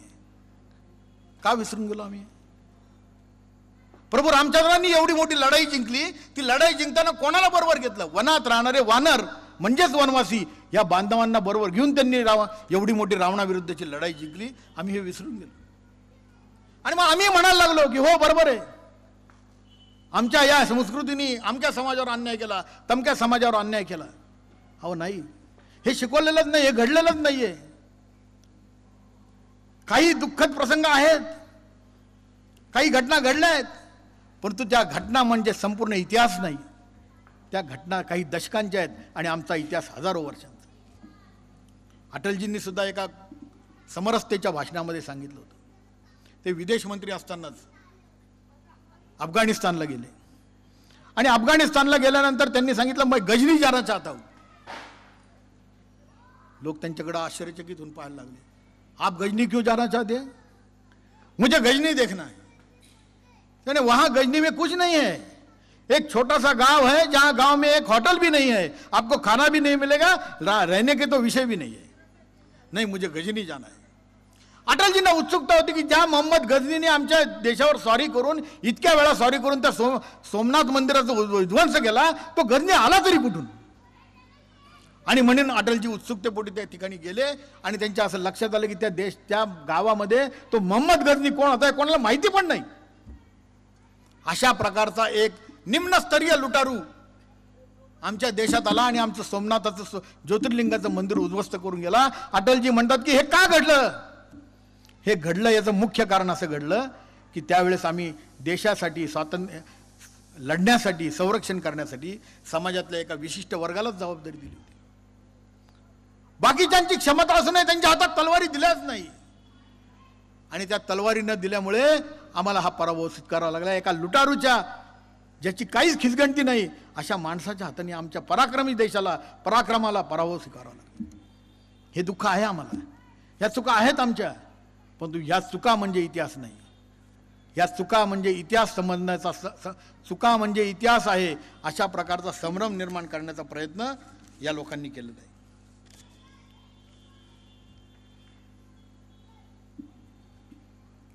अजून एक आवडता संभ्रम आर्य आणि अनार्य. आपण म्हणतो आर्य चाणक्य, किंवा आपण रामायण महाभारतातल्या सिरियल बघितल्या आर्यपुत्र, अशा प्रकारचं संबोधन आपण सगळीकडे ऐकलं. मग कोण होते आर्य? इंग्रजांना जेव्हा असं लक्षात आलं 1857 साली की ह्या देशामध्ये जर का आपल्याला दीर्घकाळ सत्ता गाजवायची असेल तर या देशातल्या समाजाला संभ्रमित करण्यासाठी विप्लव मंत्राची उपाययोजना केली पाहिजे. मगाशी उल्लेख केला, परत मी करतो. आणि मग त्यातला एक संभ्रम होता की या देशामध्ये हे जे दिसत आहेत ना सगळे शहरामध्ये राहणारे, विशेषतः उत्तर भारतात राहणारे, हे सगळे आर्यवंशीय लोक आहेत. यांची ठेवण बघा, यांचं बोलण्याचं वागणं बघा. परवाच एकाने काहीतरी मुक्ताफळ टाकली की म्हणे ही सगळी लोक रशियामधून आलेली. आर्य हे बाहेरून आले, त्यांनी इथल्या वनवासी लोकांना शहरातून जंगलात पाठवलं, रेटून दिलं, त्यांचा पराभव केला, त्यांच्यावर अन्याय केला, अत्याचार केले आणि त्याचबरोबर उर्वरित लोकांना दक्षिणेकडे ढकलून दिलं. आणि त्यामुळे एकाच वेळेस मूल निवासी म्हणजे कोण तर वनवासी, शहरवासी म्हणजे कोण तर आक्रमक, ते म्हणजे कोण तर आर्य, आणि दक्षिणेकडे कोण आहेत तर ते म्हणजे द्रविड. म्हणजे आर्य द्रविड, शहरवासी मूल निवासी, अशा प्रकारचा संघर्ष या देशामध्ये पेटता ठेवण्याचा कार्यक्रम, या देशामध्ये संभ्रम निर्माणाचा करण्याचा कार्यक्रम दुर्दैवाने इंग्रजांनी केला. याच्या मागे पुन्हा तेच थिअरी आहे की तुम्ही बाहेरून आलेले आहात, आम्ही बाहेरून आलेलो आहोत, जो शक्तिशाली असेल तो राज्य करेल. भावनांचा काही प्रश्न नाही, हा देश कोणाचा नाहीये, ही भूमी कोणाची नाहीये. त्यामुळे देशाच्या स्वातंत्र्य लढ्याला पोकळ करण्याच्या दृष्टिकोनातून निर्माण केलेले संभ्रम हे भारताच्या समाज जीवनाच्या मानसिकतेचे इतके भूतासारखे बसून गेले की त्या देशाच्या स्वातंत्र्यानंतर 75 वर्ष झाल्यानंतर सुद्धा निघत नाही. ते मानगुटीवर भूत बसलेले आणि त्याची खूप काही कारणं आहेत. त्याच्याकडे मी थोडं उर्वरित शेवटच्या ह्याच्यात येईल. आणखीन एक संभ्रम, या देशामधली शिक्षण व्यवस्था ही इंग्रजांनी निर्माण केली. या देशामध्ये काहीच नव्हतं. मागासलेले, आदिम जमानीसारखे वावरणारे, कपडे अंगावर न घालणारे, भटकणारे, एकमेकांवरती लढाया भांडणं करणारे, असे सगळे तुम्ही होते. आम्ही आलो आणि तुम्हाला आम्ही लोकजीवन शिकवलं. आम्ही आलो आणि शिक्षण व्यवस्था निर्माण केली. अशा प्रकारचा संभ्रम निर्माण केला गेला. अशा प्रकारचा संभ्रम निर्माण केल्यानंतर जे संभ्रमित झाले ते तथाकथित नवराष्ट्रवादी लोक या देशामध्ये राष्ट्रीय सभा स्थापन करणारे निघाले. जे काँग्रेस चळवळ म्हणतात ना, ती राष्ट्रीय सभा स्थापन करणारे जे लोक होते ते लोक या विचाराने संभ्रमित झालेले लोक होते की इंग्रजांनी आले आणि इंग्रजांनी इथे शासन व्यवस्था निर्माण केली, इंग्रजांनी इथे प्रशासन आणलं, इंग्रजांनी इथे शिक्षण व्यवस्था आणली.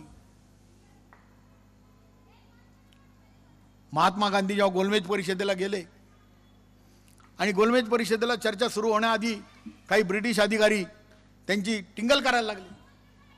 आणि टिंगल करायला लागल्यानंतर ते म्हटले, गांधीजी तुम्ही काय सांगताय? तुम्ही हा जो काही पंचाने असताय ही तुमची त्यावेळेसपासूनची पद्धतच आहे. तुम्हाला कुठे कपडे घालण्याची पद्धत माहिती होती? भारतातल्या लोकांना कपडे घालण्याची पद्धत आम्ही शिकवली. आम्ही रेल्वे दिली, आम्ही पोस्ट दिलं, आम्ही फलाण दिलं, आम्ही तमकं दिलं आणि आम्ही तुम्हाला शिक्षण व्यवस्था पण दिली. तुम्ही काय शिकत होते?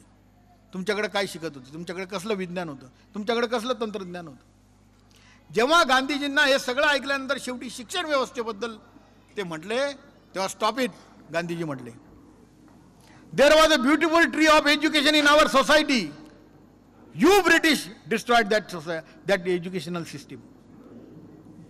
गांधीजींना संतप्त झालेलं फार कमी वेळा पाहिलेलं आहे. यावेळेस गांधीजी संतप्त झाले. गांधीजीचे अनुयायी होते एक धरमपाल म्हणून. त्या धरमपालांनी या घटनेचा मागोवा घेत संपूर्ण इंग्लंडमधलं गॅझेट तपासलं. त्या गॅझेटमध्ये त्या काळातल्या इंग्रज अधिकाऱ्यांनी पाठवलेलं सगळं वृत्तांकन काढलं. त्या वृत्तांकनाचं संपादन केलं आणि त्या संपादनातून 8 खंडांचं एक पुस्तक प्रकाशित केलं, ज्या पुस्तकाला नाव पण त्यांनी ब्युटिफुल ट्री नावाचं दिलं. आणि त्या पुस्तकामधले जर का तुम्ही अहवालातले जर का आकडे पाहिले, अहवालातल्या जर का गोष्टी बघितल्या, निष्कर्ष पाहिले, तर मग आपल्या लक्षात येईल की भारतामध्ये शिक्षण व्यवस्था ही किती मोठ्या प्रमाणावरती व्यवसायभिमुख होती, किती सर्व समाजापर्यंत पोहोचलेली होती, किती लोकांपर्यंत पोहोचलेली होती. हे आपण अभ्यासलं पाहिजे. कारण नाही तर आपण संभ्रमावस्थेत राहतो. इंग्रजांनी 1860 साली इंग्लिश कॉलेज काढलं, तिथल्या लोकांना बाबू म्हणून नोकरी दिली. 64 साली पहिले ग्रॅज्युएट बाहेर पडले आणि मग हे सगळे बाबू सगळ्या देशामध्ये फिरायला लागले आणि या बाबूंचं अनुकरण करून आमच्या देशातला सगळा तरुण वर्ग हा इंग्रजांनी निर्माण केलेल्या शिक्षण व्यवस्थेचा गुलाम बनायला लागला. तोपर्यंत आमच्या देशामध्ये सर्वात उत्तम काय? व्यवसाय. सर्वात उत्तम काय? शेती. मध्यम काय? व्यवसाय. आणि कनिष्ठ काय? नोकरी. अशी प्रथा होती, असं मानलं जायचं. या बाबूगिरीच्या शिक्षणामुळे आमच्या देशामध्ये सर्वात उत्तम नोकरी, मध्यम व्यवसाय आणि कनिष्ठ शेती अशा प्रकारचा एक संभ्रम इंग्रजांनी निर्माण केला. इंग्रजांनी शिक्षण व्यवस्था नाही निर्माण केली. इंग्रजांनी आपल्या राजसत्तेला टिकवून ठेवण्यासाठी एक प्रशासन व्यवस्था निर्माण केली. त्या प्रशासन व्यवस्थेतून गुलाम निर्माण केले आणि ते गुलाम सगळे प्रशासनात शिरले. दुर्दैवाने देशाच्या स्वातंत्र्यानंतर हे सगळे प्रशासनातून निर्माण झालेले गुलाम नव्या राजकीय व्यवस्थेत, नव्या प्रशासकीय व्यवस्थेत गुंतले आणि ते सगळीकडे व्यवस्थेचे सरदार बनले. हे आपण लक्षात घेतलं आणि त्यामुळे त्यांनी हा समज कायम ठेवला आणि म्हणून दिवसेंदिवस आपल्या इथे इंग्रजी शिक्षणाच्या शाळा या वाढतच गेल्या, कमी नाही झाल्या. महिलांना आम्ही गुलाम बनवलं होतं, महिलांना आम्ही घुंगट काळामध्ये ठेवायचो, अमुक तमुक असे संदर्भ दिले गेले. वुमन फेमिनिझम नावाचा एक प्रकार, स्त्री मुक्तीचं आंदोलन, अशा प्रकारचे विषय पाश्चात्य देशातनं सुरू झाल्यानंतर आमच्या देशामध्ये सुद्धा ही संभ्रमावस्था निर्माण केली गेली की हिंदू समाजात, भारतीय समाजात महिलांना काहीच स्थान नाही. त्यांना पडद्याआड ठेवलं जातं, नवरा गेलं की त्यांना सती जावं लागतं. आणि दुर्दैवाने आमच्यामध्ये सुद्धा ती संभ्रमावस्था निर्माण व्हायला लागली.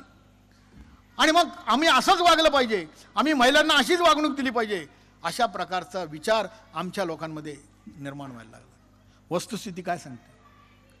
अहो, आम्ही आज आमच्या मुलींची नावं मैत्रेयी आणि गार्गी ठेवतो, पण आम्हाला माहिती आहे का मैत्रेयी आणि गार्गी कोण होते? एका घरामध्ये गेलो, त्यांनी म्हटलं की गार्गी, काकांना पाणी आण. म्हटलं गार्गी, तुझं गार्गी नाव का ग ठेवलंय? ती म्हणले मला काय माहिती. आई वडिलांना विचारलं, नाही ग आलं होतं नाव, ग अक्षर आलं होतं, आम्हाला गार्गी नाव चांगलं वाटलं. म अक्षर चांगलं वाटलं, मैत्रेयी नाव ठेवलं. अरे, ही उगाच आलेली नाव आहेत का? वेद आणि उपनिषदाचा अभ्यास करणाऱ्या मैत्रेयी आणि गार्गी होत्या. जेव्हा शंकराचार्य आणि मंडन मिश्रांचा वाद करायचा ठरला, कोण श्रेष्ठ पंडित, इथपर्यंत तर ठीक होतं की त्यांचं वाघयुद्ध होणार होतं, परंतु मग ह्याच्यावरती निर्णय देणारा पंच कोण? कारण दोघंही इतके विद्वान होते की त्यांच्यापेक्षा वर विद्वान कोणीच नव्हतं भारतामध्ये. मग सर्वानुमते ठरलं की मंडन मिश्रांची पत्नी भारती देवी हीच या योग्यतेची आहे की ती या वाघयुद्धाचं पंच म्हणून काम करू शकते. लक्षात घ्या, जी मंडन मिश्रांची पत्नी आहे, एका स्पर्धकाची पत्नी असून सुद्धा तिच्या न्यायप्रियतेवरती सगळ्या लोकांचा विश्वास होता. यातच आपल्याला लक्षात येईल की महिलांबद्दलचा आपल्या समाजामध्ये आदर किती होता. नुसता न्यायप्रिय नाही, तर तेवढीच विद्वत्ता त्या भारती देवीमध्ये होती. आणि मग घडतं काय? जेव्हा हे वाघयुद्ध संपतं आणि निर्णय जाहीर करण्याची वेळ येते, तेव्हा ही भारती देवी निर्णय देते की शंकराचार्य विजयी झालेत, मंडन मिश्र पराभूत झालेत. आपल्या स्वतः पतीला पराभूत करण्याचा निर्णय देणारी धाडसी विदुषी ही भारती देवी होती. इथंच कथा संपत नाही. भारती देवी शंकराचार्यांना आव्हान देते की तुम्ही माझ्या पतींना हरवलंय, पण तुम्ही मला हरवू शकत नाही, तुम्ही माझ्याशी वाघयुद्ध करा. आणि जेव्हा ती वाघयुद्धाला बसते तेव्हा एका विशिष्ट क्षणी शंकराचार्यांचा पराभव झाला. हा आमचा इतिहास आहे. हे आमच्याकडे महिलांचं, ज्या संस्कृतीमध्ये, ज्या समाजामध्ये सरस्वती ही ज्ञानाची देवता आहे, लक्ष्मी ही धनाची देवता आहे, दुर्गा ही शौर्याची देवता आहे, ज्या संस्कृतीमध्ये, ज्या समाजामध्ये देवीचं मंदिर एक शक्तिपीठ संबोधलं जातं, त्या समाजामध्ये महिलांना दुय्यम स्थान होतं. हे आम्ही मान्य करायचं, त्याप्रमाणे आम्ही पण वागायला लागायचं. या संभ्रमातून बाहेर पडण्याची गरज आहे. पुरुषांनी बाहेर पडण्याची गरज आहे, महिलांनी बाहेर पडण्याची गरज आहे. रामायणातला कुठला तरी संदर्भ घेऊन सीतेवरती अन्याय झाला म्हणून छाती पिटवणाऱ्या बायकांना रामायणातला राम मान्य नाहीये. राम झाला की नाही माहीत नाही, पण सीतेवरती अन्याय केलेला मात्र मान्य नाही. अरे, तुम्हाला रामायण मान्य नाही, राम होता की नाही माहीत नाही, मग सीतेवरती कसं काय अन्याय झाला? आणि सीतेवरती अन्याय झाला या भावनेने त्या प्रभू रामचंद्रांनी पुढचं जीवन कसं जगले याबद्दल बोलायला तयार नाही. राम आणि सीतेचं अनन्य साधारण जे नातं होतं, या आमच्या देशामध्ये स्त्रीच्या सन्मानावरून दोन मोठी युद्ध झाली. एक राम रावण युद्ध आणि दुसरं महाभारताचं युद्ध. ज्या देशामध्ये स्त्रीच्या स्वाभिमानासाठी, स्त्रीच्या अभिमानासाठी एवढी महायुद्ध होऊ शकतात, त्या देशामध्ये, त्या संस्कृतीमध्ये, त्या समाजामध्ये स्त्रीचं स्थान दुय्यम असेल कसं? पण हा संभ्रम निर्माण केला. या संभ्रमातून बाहेर पडण्याची गरज आहे. अशा अनेक प्रकारचे संभ्रम आहेत. आपण या संभ्रमांची यादी जर का वाचत बसलो तर आपला अजून 2-3 तास जातील किंवा 5 दिवसाची व्याख्यानमाला होईल. मित्रांनो, प्रश्न असा आहे की हे संभ्रम एका विशिष्ट हेतूने या विप्लव मंत्राचा वापर करून इंग्रजांनी आमच्यावरती लादले, आक्रमकांनी आमच्यावरती लादले. पण विचार करा, या देशाच्या स्वातंत्र्योत्तर काळात 75 वर्षात सुद्धा हे संभ्रम का दूर झाले नाही? आपल्याला आज जो विचार करायचा आहे, आपल्याला संभ्रमातून सत्याकडे जायचंय. भगवान श्रीकृष्णाने अर्जुनाला संभ्रमावस्थेतनं बाहेर काढल्यामुळे सत्याचा विजय झाला. भगवान श्रीकृष्णांनी अर्जुनाला भगवद्गीता सांगितली. अर्जुन त्यांना मिळाला. आम्हाला सर्वांना श्रीकृष्ण हा असा अर्जुन समाजातला शोधावा लागणार आहे. तर सत्याचा विजय होणार आहे. तर सत्याचा विजय होणार. या देशामध्ये ज्या प्रकारे 1947 सालानंतर राज्य निर्माण झालं, त्या राज्यामध्ये सर्वात महत्त्वाची गोष्ट काय घडली तर देशाच्या स्वातंत्र्याचा इतिहास सुद्धा संभ्रमित करणारा लिहिला गेला.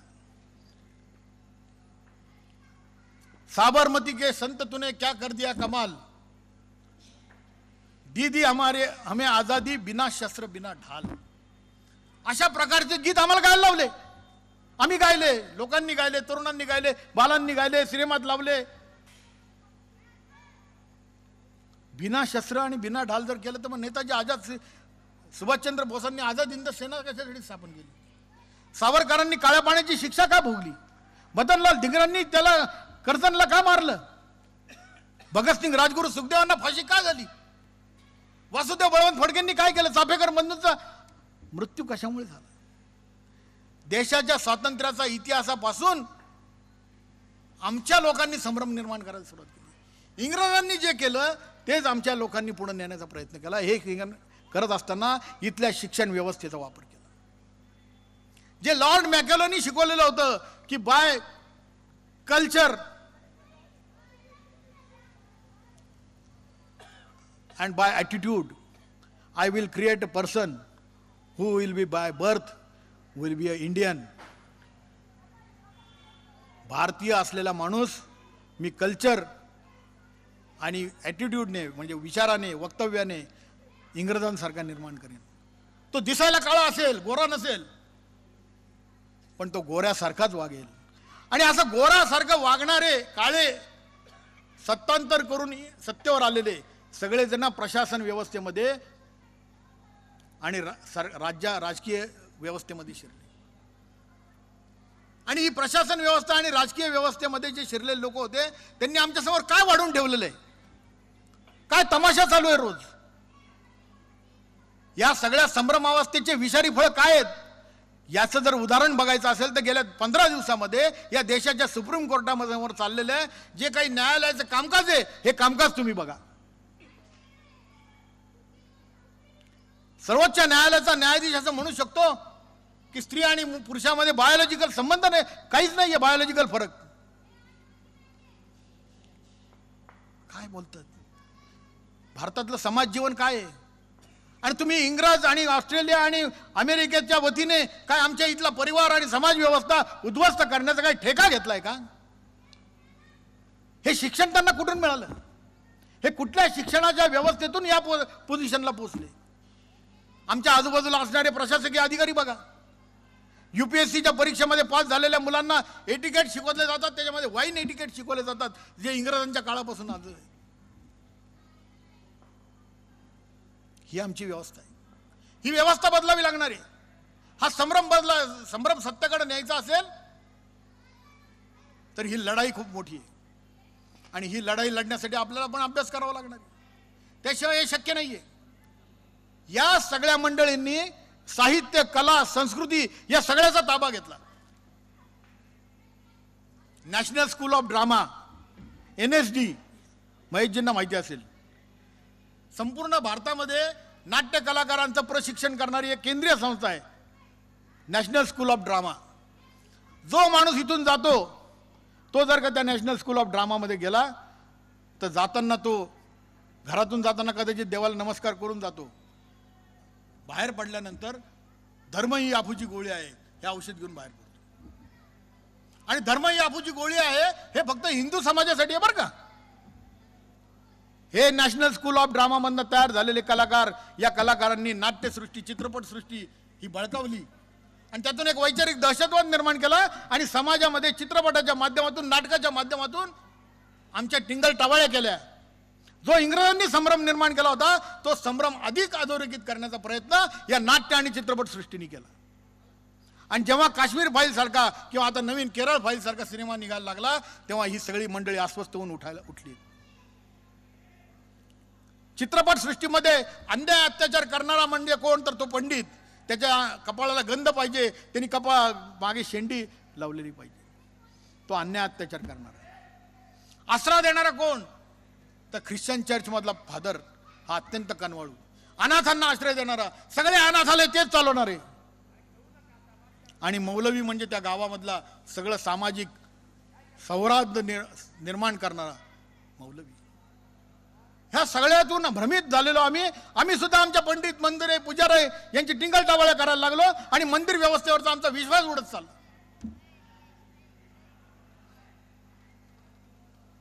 ही एक सिस्टमॅटिक संभ्रमावस्था निर्माण करणारी पद्धती. नाटकं घ्या. परवा मी एका इतिहासाच्या अभ्यास वर्गामध्ये होतो आणि त्या अभ्यास वर्गामध्ये इतिहासाची मांडणी करणाऱ्यांनी नाना फडणवीसांनी केलेलं कार्य याबद्दल काही मांडणी केली.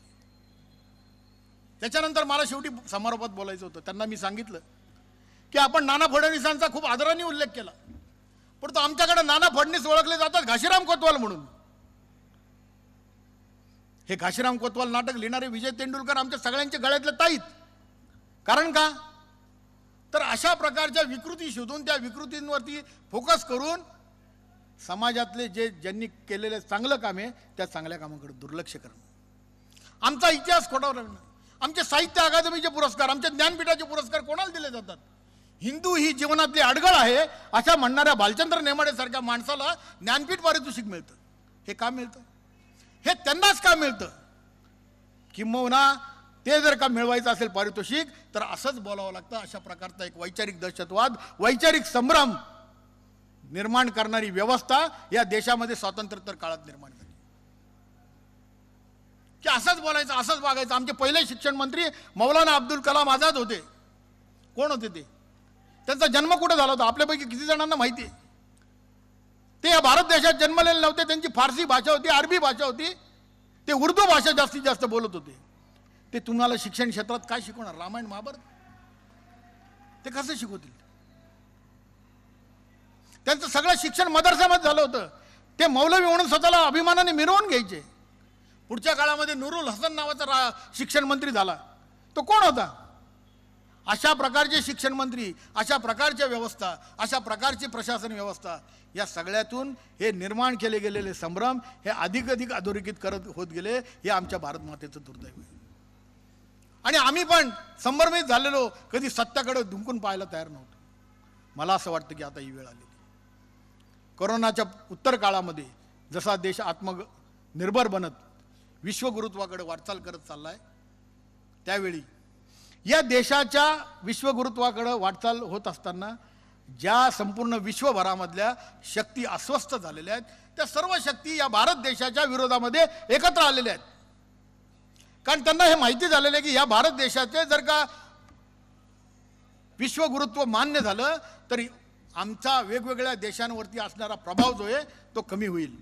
त्या देशांमधल्या मूळ संस्कृती, जसं मी आता तुम्हाला इजिप्तचं सांगितलं, पिरॅमिड संस्कृती जपणारे मूळ संस्कृती आहे, पर्शियन संस्कृती आहे, इराणमधली संस्कृती पर्शियन संस्कृती आहे. एक हिंदू संस्कृती जर का शक्तिशाली झाली, तिने जर का विश्व कल्याणाचा मार्ग सांगितला, तर त्यातून अनेक जवळजवळ 40 संस्कृती जगामध्ये आहेत की ज्या संस्कृती या दोन सेमेटिक पंथांनी दाबून टाकलेले आहेत. हे कम्युनिस्ट विचारधारावाले कल्चरल मार्क्सिझमच्या माध्यमातून आमच्या सगळ्या विद्यापीठांमध्ये वातावरण नासवण्यासाठी कटिबद्ध झालेले आहेत. हिरण्यकश्यपूचा सण साजरा करणारे, नवरात्राबद्दल बिभत्स लिहिणारे, नवरात्राबद्दल बिभत्स कृती करणारे, हिंदू संस्कृतीबद्दल अत्यंत वाईट बोलणारे सगळेजण विद्यापीठांना केंद्र करून आपल्या विद्यार्थ्यांना, आपल्या येणाऱ्या दुसऱ्या पुढच्या पिढीला प्रक्षोभक बनवण्याचं काम करतात. त्यामुळे अशा सगळ्या परिस्थितीमध्ये आपल्या विरुद्ध या सगळ्या शक्ती एकत्र आलेल्या आहेत. कॅपिटलिझम वाले अमेरिकन्स, कम्युनिस्ट, इस्लामिक आणि ख्रिश्चनिटी, या सगळ्या विरुद्ध आम्हाला लढायचं आहे. आणि आमची ही लढाई इथून पुढच्या काळातली वैचारिक लढाई खूप मोठी आहे. आणि जर आपल्याला या वैचारिक लढाईमध्ये यशस्वी व्हायचं असेल, आम्हाला काय यशस्वी व्हायचंय? आम्हाला या जगावरती राज्य नाही करायचंय. आम्हाला यशस्वी याच्यासाठी नाही व्हायचंय की जगामध्ये आमचं साम्राज्य प्रस्थापित करायचं. आम्ही कधीच साम्राज्याचा विचार केलेला नाहीये. या जगाच्या विश्व कल्याणाचा मार्ग हा हिंदू संस्कृतीतून जातो. स्वामी विवेकानंदांनी एक विमर्श सांगितला होता शिकागोच्या धर्मसंमेलनात की या देशावरती नियतीने एक अतिशय ऐतिहासिक कार्य सोपवलेलं आहे आणि ते ऐतिहासिक कार्य पूर्ण केल्याशिवाय हा भारत देश स्वस्थ बसणार नाही. अशा प्रकारचं स्वामी विवेकानंदांनी उच्चारलेलं वाक्य याला शतकं 100 वर्ष होऊन गेली, 150 वर्ष होऊन गेली. तो विमर्श आम्हाला यशस्वी करायचा आहे. छत्रपती शिवाजी महाराजांनी सांगितलं होतं हिंदवी स्वराज्य मोहीम श्रींची इच्छा. हे हिंदवी स्वराज्याची विमर्श आम्हाला सत्यात आणायचं आहे. संघाचे संस्थापक पूजनीय डॉक्टर हेडगेवार म्हटले होते की एक जरी हिंदू या देशामध्ये राहिला तरी हे हिंदू राष्ट्र आहे. हा विमर्श आम्हाला प्रत्यक्षात आणायचा. आपण सगळेजण त्यासाठी संघाचे स्वयंसेवकच व्हायला पाहिजे असं नाही. संघाचा स्वयंसेवक न होता सुद्धा संघाचं काम म्हणजे संघाचं वेगळं काम नाहीये. सावरकरांचं काम, शिवाजी महाराजांचं काम, स्वातंत्र्य कुठल्याही या देशामध्ये चांगलं घडणारे काम हे संघाचं काम आहे, सर्वांचं काम आहे, आपलं काम आहे. आणि त्यामुळे मला असं वाटतं की या महापुरुषांनी प्रस्थापित केलेले विमर्श, सांगितलेले विमर्श हे यशस्वी करण्यासाठी आम्हाला सर्वात महत्त्वाची गोष्ट आमच्या मनातली संभ्रमावस्था दूर करून सत्याकडे वाटचाल केली पाहिजे. आणि या सत्याकडे वाटचाल करत असताना आम्ही सुद्धा तेवढे अभ्यासू झालं पाहिजे. आमच्यामधल्या ज्या काही गोष्टी असतील त्या विकसित केल्या पाहिजे. आमचं वक्तृत्व असेल, आमचं सोशल मीडियामधलं व्यवहार असेल, आमचं नाट्यलेखन असेल, आमचं कथालेखन असेल, आमचं आणखी काय असेल, जी काय आमच्यामध्ये कला निर्माण होऊ शकते त्या कलेच्या माध्यमातून, त्या गुणांच्या माध्यमातून आम्हाला या देशातल्या समाजाचा, भारतीय जनमानसाचा संभ्रम हा दूर करायचा आहे.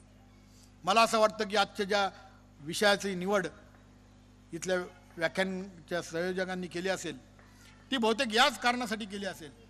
आणि त्यामुळे मगाशी मी वर्णन केलं तसं या संभ्रमित समाजाला पुन्हा एकदा जागृत करण्यासाठी ज्याप्रमाणे भगवंत सीदंती मम गात्राणी अशा प्रकारच्या भावनेने संभ्रमित झालेल्या अर्जुनाला भगवान श्रीकृष्णांनी 18 अध्यायाची भगवद्गीता सांगून सत्याला विजयप्रत नेलं. त्याचप्रमाणे आपण सगळेजण श्रीकृष्ण बनूया, आपल्यातले अर्जुन शोधूया, समाजातले अर्जुन शोधूया, एक नव्या युगाची भगवद्गीता लिहूया आणि ह्या विमर्शाच्या लढाईत, या संभ्रमावस्थेतून बाहेर पडत विजयी होऊया. अशा अपेक्षेने मी माझ्या वाणीला विराम देतो. धन्यवाद. महान थोर परंपरा, विचारधारा, संस्कृती असलेला वेद, पुराण, रामायण, महाभारतापासून परिपूर्ण असणाऱ्या आपल्या समाजाला झालेली परकीय आक्रमणं आणि त्यातून पसरलेला संभ्रम दूर करून यातून सत्याकडे जाण्याचा विचार हा प्रत्येक भारतीय देशवासियांनी केला पाहिजे. याचे अतिशय अवघत्या वाणीत रवींद्रजींनी आपल्याला जे मार्गदर्शन केले आहे त्याबद्दल मंडळातर्फे मी त्यांचा आभारी आहे. त्याचप्रमाणे आजचे प्रमुख पाहुणे महेशजी हे वेळात वेळ काढून या कार्यक्रमाला आले, त्याबद्दल त्यांचे पण आभार मानतो. त्याचप्रमाणे सर्व रसिक श्रोते, अनेकविध राजकीय, सामाजिक, शैक्षणिक, औद्योगिक या क्षेत्रातील मान्यवर यांचे पण मी आभार मानतो. आणि या सर्व व्यवस्थेसाठी परिश्रम घेतलेल्या मंडळाच्या आणि इतर सर्व ज्ञात अज्ञात कार्यकर्त्यांचे आभार मानतो. त्याचबरोबर एक कळकळीचे आव्हान पण आहे. आपण सर्व पर्यावरणप्रेमी, वृक्षप्रेमी, निसर्गमित्र, आपणास माहितीच आहे की आपण हरित घोराडेश्वर हा एक प्रकल्प गेली 13 वर्ष राबवत आहोत. आत्तापर्यंत आपण सुमारे 10,000च्या वर झाडांचं पुनर्रोपण किंवा संगोपन, वृक्षारोपण तिथं केलेलं आहे. आणि वर्षभर गुरुवार, शनिवार आणि रविवार आपण सकाळी 6:30 ते 8:30 या वेळात तिथं निसर्गसेवा करत असतो. आत्ताचा हा जो कालावधी आहे, मे महिना आणि पाऊस सुरू होईपर्यंत, या झाडांना पाणी घालणे, झाडांची गप्पा मारणे असे अतिशय सत्कृत्य आपल्या सगळ्यांकडून घडावे असे एक मी कळकळीचं आपल्या सर्वांना आवाहन करतो.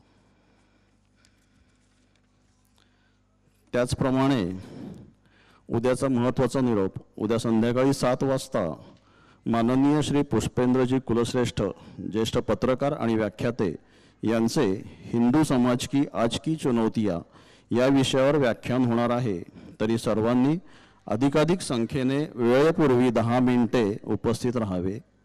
भारत माता की, भारत माता की, भारत माता की. धन्यवाद.